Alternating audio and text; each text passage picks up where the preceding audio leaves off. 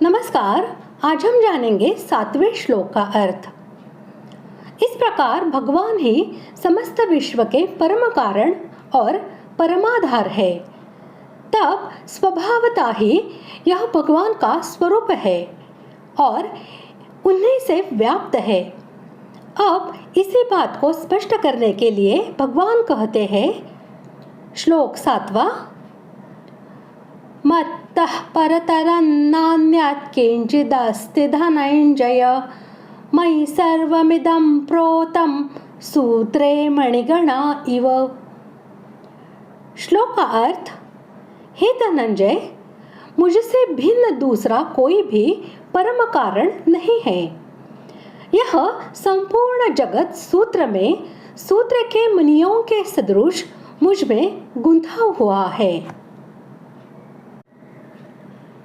हे अर्जुन, मेरे सिवाय दूसरा कोई कारण नहीं है। मैं ही सब संसार का महाकारण हूँ। जैसे वायु आकाश से ही उत्पन्न होती है, आकाश में ही रहती है और आकाश में ही लीन होती है, अर्थात आकाश के सिवाय वायु की कोई पृथक स्वतंत्र सत्ता नहीं है। ऐसे ही संसार भगवान से उत्पन्न होता है, भगवान में स्थित रहता है और भगवान में ही लीन हो जाता है, अर्थात भगवान के सिवाय संसार की कोई पृथक स्वतंत्र सत्ता नहीं है। परमात्मा इस जगत के कारण और आधार होने से यह जगत भी उन्हीं का स्वरूप है। उनसे भिन्न दूसरी वस्तु नहीं है।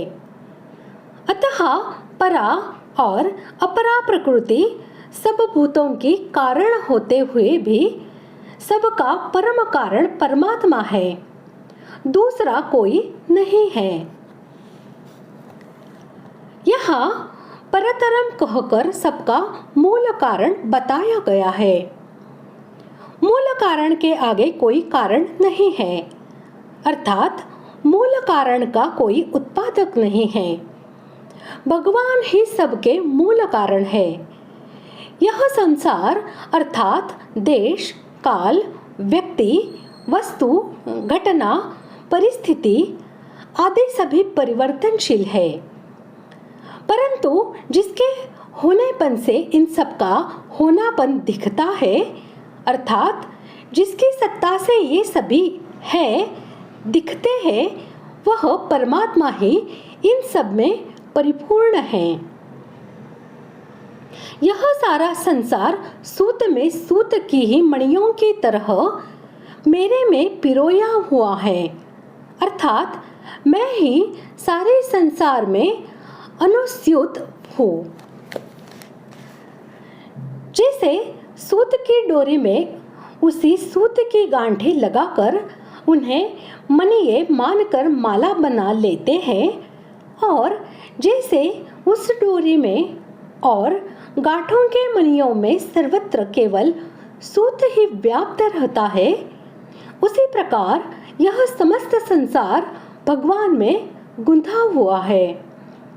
मतलब यह कि भगवान ही सब में ओतप्रोत है। जैसे सूत में सूत की मणियां पिरोई गई हो तो दिखने में मणियां और सूत अलग अलग दिखते हैं, पर वास्तव में उनमें सूत एक ही होता है। ऐसे ही संसार में जितने प्राणी हैं, वे सभी नाम, रूप, आकृति आदि से अलग अलग दिखते हैं, पर वास्तव में उनमें व्याप्त रहने वाला चेतन तत्व एक ही है। वह चेतन तत्व मैं ही हूँ, अर्थात मणि रूप अपरा प्रकृति भी मेरा स्वरूप है और धागा रूप परा प्रकृति भी मैं ही हूँ।